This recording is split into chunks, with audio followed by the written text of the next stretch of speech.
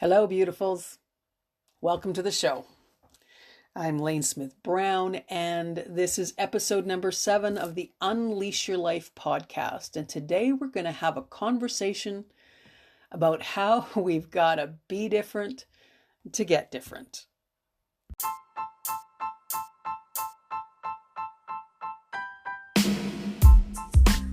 This is the Unleash Your Life podcast, where you're going to learn what your power leaks are, and more importantly, how to plug them. I'm your host, Lane Smith Brown. I'm a best-selling author and the founder and coach over at lanesmithbrown.com. And over the last 20 years, I've been guiding people back to their truest selves. You see, most of us are caught in our stories, so we stay trapped. I call those stories power leaks. And when we understand how those power leaks are playing out in our life, we can make a choice to step back into our power. If you're interested in learning more, you can pop over to lanesmithbrown.com. But for now, kick back with a cup of coffee, a glass of wine, or a bag of Doritos, and let's talk about getting what's in the way out of the way through the lens of simple, practical, and easy to understand tools and insights that will make a powerful impact on your life starting today. I trust you'll stick around because I'd certainly love the company.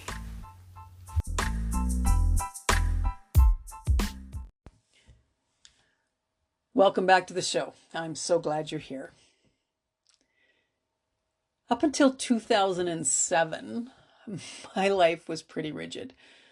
Much of my professional life had been in project management and strategic organization, and I made a good living coming up with tools to help companies and individuals handle their business and their lives. It's a skill set I can do in my sleep. There is simply no effort. My mind just hones in on what would make things run more efficiently, and I put the plan in place. And then something happened and it turned all of that on its head. In 2007, I met my mate, who approaches her life from a completely different vantage point. The first thing she asks herself when entering a new situation is, what would be the most fun way to approach this project? What? That's blasphemy to a project management star, and those first couple of years were not fun. Well, at least not when it came to doing projects together. But man, did I learn a lot. She had already learned to live in her intuition, and what looked like randomness to the linear mind was flow. And I've never been the same since.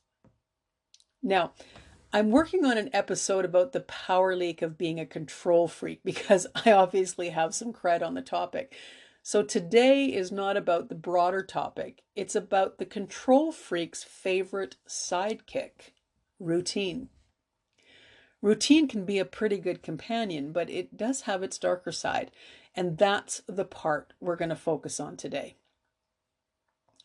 About 3 years ago now, I started studying the work of Dr. Joe Dispenza. He's a fairly famous neuroscientist and researcher, and the first time I heard him speak, he mentioned that 95% of what we do in any given day is pretty much what we did the day before, and the day before, and the day before that, and the day before that. That made no sense to me because I assumed I was the exception. I believed I actually had created a fairly diverse collection of activities and tasks in any given day, and I was open to doing things differently, especially from the earlier version of me. I felt I had learned to go with the flow. So when I hear something as provocative as his declaration that 95% of my day is routine, I had to dig in and explore. Really?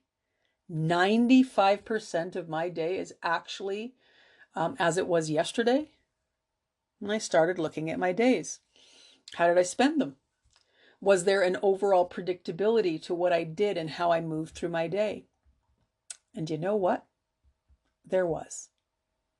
Now, this is not an indictment on being organized and having routine. I think for most of us, in order to accomplish what it is we feel we need to accomplish in any given day, we create for ourselves a framework that ensures that we can get to ticking all the boxes at the end of the day.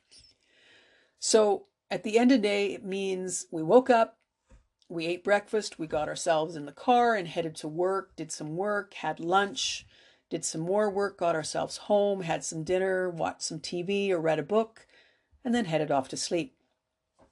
The damage we do to ourselves in that is that we are rarely conscious of how we're moving through our day. You know how you drive somewhere every day for a while and eventually you get so good at it that you can arrive at your destination without remembering how you got there? This is the type of routine I'm speaking of today. So indulge me for a minute, and I'm just going to get you to ask yourself some questions. If you want to get a piece of paper and pen to write them down, do so. It might be rather eye-opening to do this exercise. Okay, here we go. Let's look at your morning routine. When you woke up this morning, what happened? What did you do right next? Go to the bathroom, make your bed, take a shower, brush your teeth. Was all of that automatic? Or did you make a decision to do each thing? And what did you do next? Did you make breakfast? Was it the same thing that you had for breakfast yesterday and the day before? Or do you eat something specific each day? You know, Monday eggs, Tuesday oatmeal, and Wednesday cereal. Do you have a routine when it comes to what you eat to start your day? If you sit down for breakfast, do you have a conversation with someone? And is it the same type of conversation you have every morning? Was it about the kids or their schedule or what you have to do after work? Were you bitching and moaning about a work project or gossiping about a family member, someone you work with, or a neighbor? Do you begin your day with the news, a specific station, or do you listen to the same music every morning and catch up with all of what's going on in the world, all the wrong stuff that's going around in the world? Same station, same perspectives, one that tends to agree with your own. Or perhaps your thumb is on social media, catching up on all the activities that happened while you were sleeping, and then you realize the time and you madly race out the door. Just ask yourself, is there a similarity as you look back from morning to morning, even over the last 7 days or so? Is there something predictable about how you do your morning routine? Now, if you don't work from home and you actually have to find a way to get to work, let me ask you this. Do you leave at exactly the same time? Do you get into the same car? Do you travel the exact same route? Do you sit at the same red lights or hightail it through the same yellows? Do you react the same way when you hit a traffic jam or a detour? When you get to work, are you always early, always late, or just in the nick of time? Now let's head to lunch. Do you have lunch with the same people every day? Or are you always alone? Do you always have the same sandwich or soup or whatever it is you like to eat at lunch? Is your break always at the same time and in the same place? If you're in the company of others, are the conversations pretty much the same? Someone's talking about their aches and pains, or maybe that's you. Somebody's bitching and moaning about the boss or a system or a client, and it all sounds familiar because you've had this conversation 1,000 times before. And as you head home at the end of the day, what's similar about that from days past? Do you have an after-work routine? Are you always taking the kids to an event or to practice? Are you going to the gym or a yoga class, or perhaps gin and tonic or a needed glass of wine at the local pub before you head home?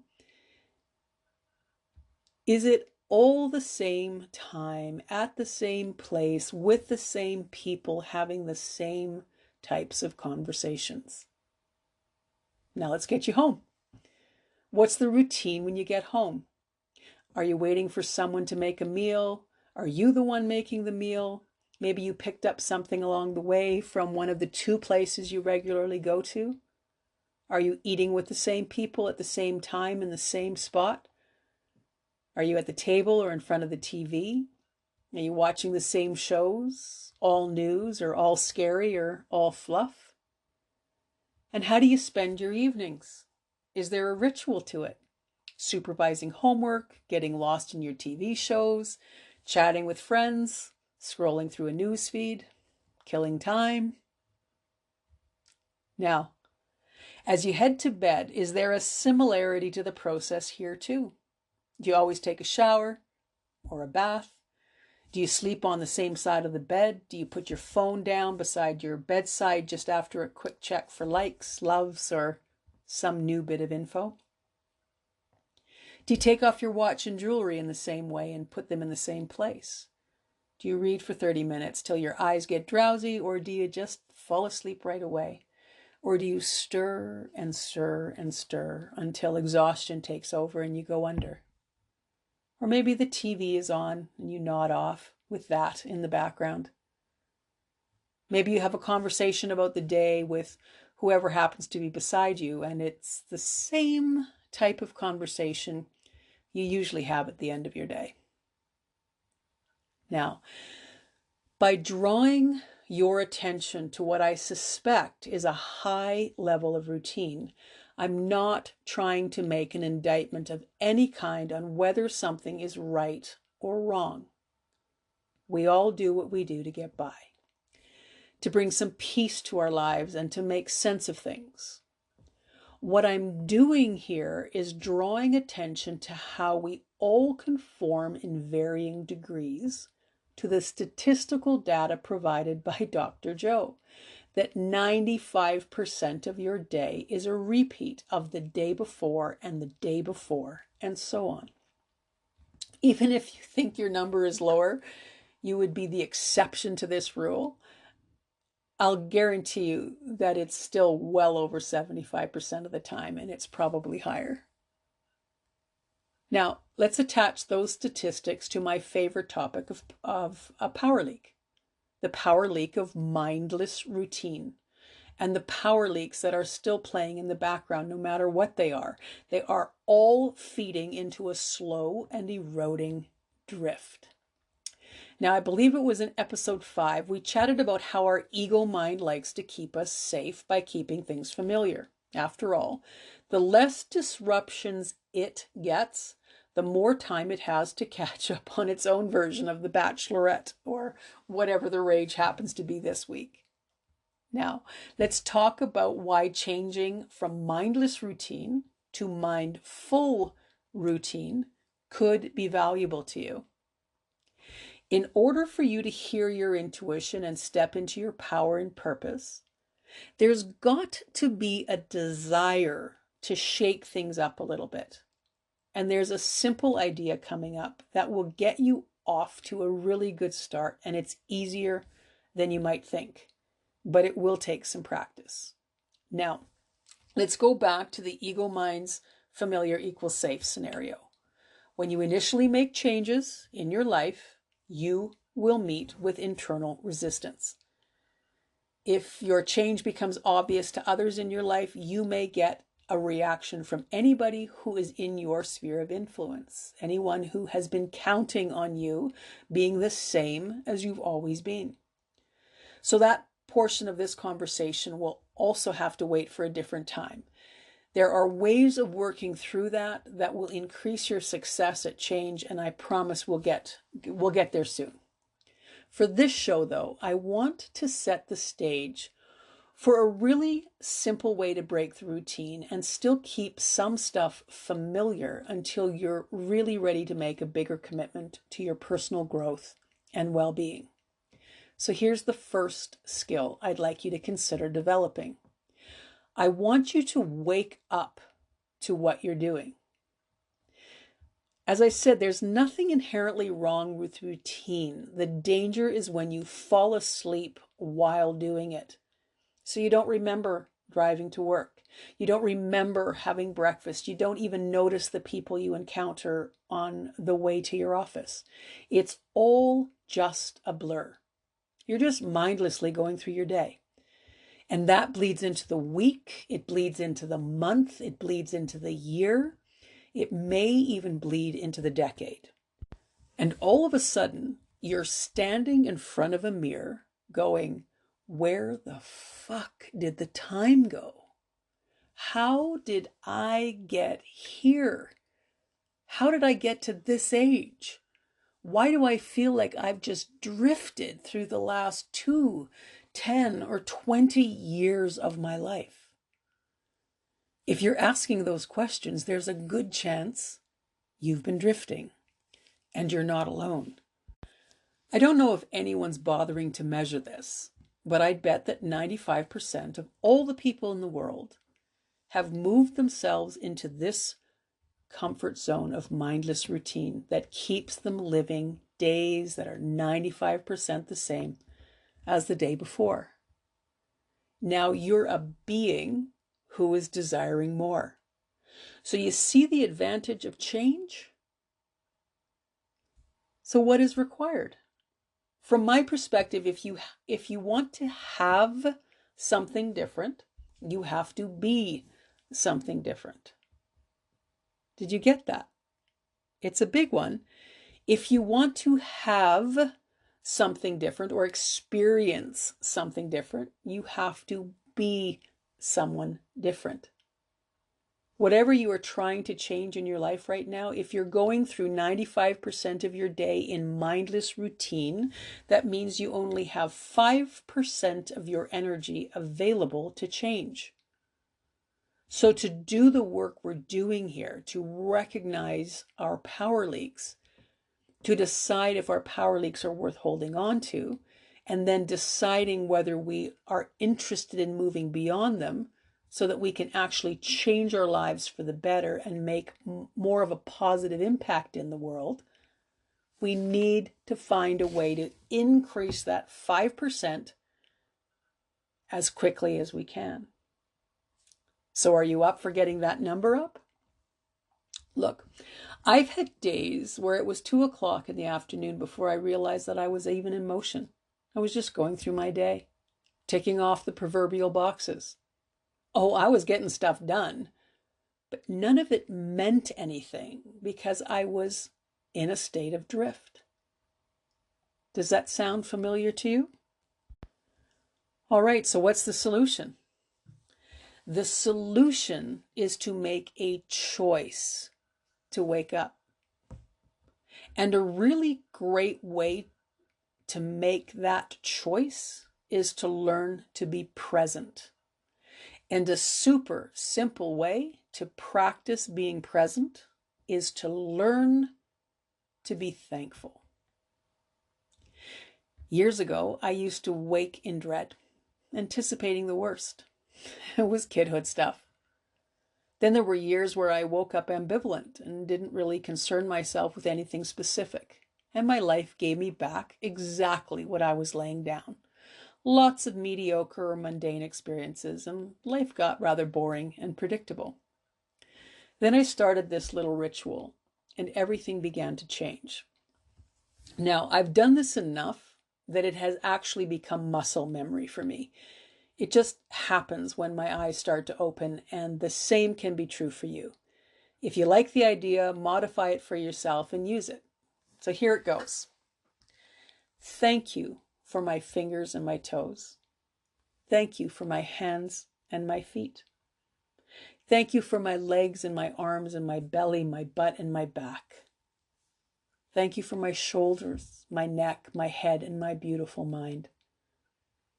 Thank you for my eyes, my ears, my nose, and my mouth. Thank you that I can see and hear and smell and taste and eat and drink. Thank you that I can take for granted how my body serves me in allowing me to wake, to move, to breathe, to enjoy food and great coffee, to digest, to communicate, to sleep, and to thrive. Thank you for my mate. Thank you for my home.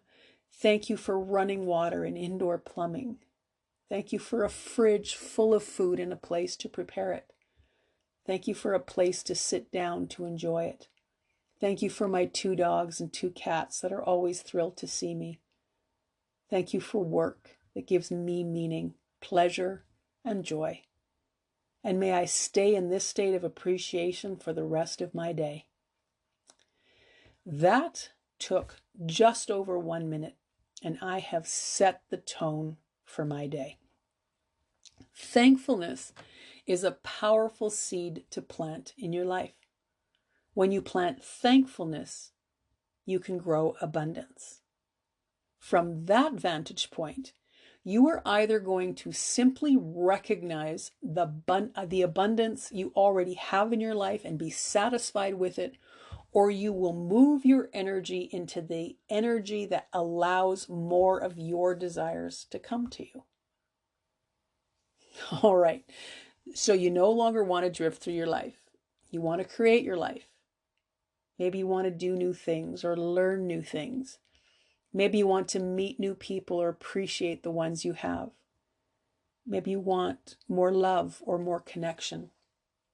Perhaps you want more financial abundance or better health. Maybe you want to see your reflection in a mirror and instinctively wink at yourself and declare out loud as you gaze into your own eyes, you are an amazing, beautiful being, and I love you. All of that happens when you recognize you have been drifting through your life, but you are making the move to stay awake. So do you like my morning ritual? Do you think you would do something like that to start your day? Or can you think of something that would work better for you? Are you willing to commit to something? Regardless of how you choose to wake up, it may be some extra work to remember or to stick with it. Remember, it's all because your ego loves to keep you in the safe and familiar space. We might promise ourselves we'll do this, and then 3 days later, don't even remember that we made the commitment. Because your ego has been whispering in your ear that this is silly, it'll never work, you don't have the time. Why don't you start next week instead? Because you have way too much on your plate to do another thing. Plus, you know what? You usually don't stick with anything. Oh, that ego can be nasty sometimes. That's pretty normal. That's pretty ordinary. But you are no longer living an ordinary life. You are designing the life that you want, and you are remembering what it is you came to do, and you are moving in that direction. So my advice is to find something to remind yourself of the commitment to be awake. Sticky notes or timers. There's even a habit app out there that you can download for free. Figure it out, whatever works for you, and be patient with yourself. You're learning a new skill, and that takes practice. But once you get it, you get to keep it. Being committed to being thankful is the best advice I can give to start changing your experience in the world. And it's bloody simple and completely free. Thankfulness leads to more things to be thankful for. It's just the way energy works. So wake up. Smell the roses. Don't just look at them. Smell them. Get in there. Start the new ritual of being thankful. That thankfulness will help you see the things already standing right in front of you. And who knows what else will begin to surface and what else you're going to begin to notice. The drifting can be over, sisters. You can start creating your life from this moment on. It can start right now. All right. Remember, you've come here for a reason, and it begins with finding more and more ways to stay awake. That's it for this time. Thanks so much for being here. I'm so glad we had this time together. And remember, if you haven't listened from episode 1, do so, because a lot of the stuff I'm sharing right now builds from those earlier shows. We're getting a strong foundation under us so we can build our amazing lives. Ta for now. See you next time.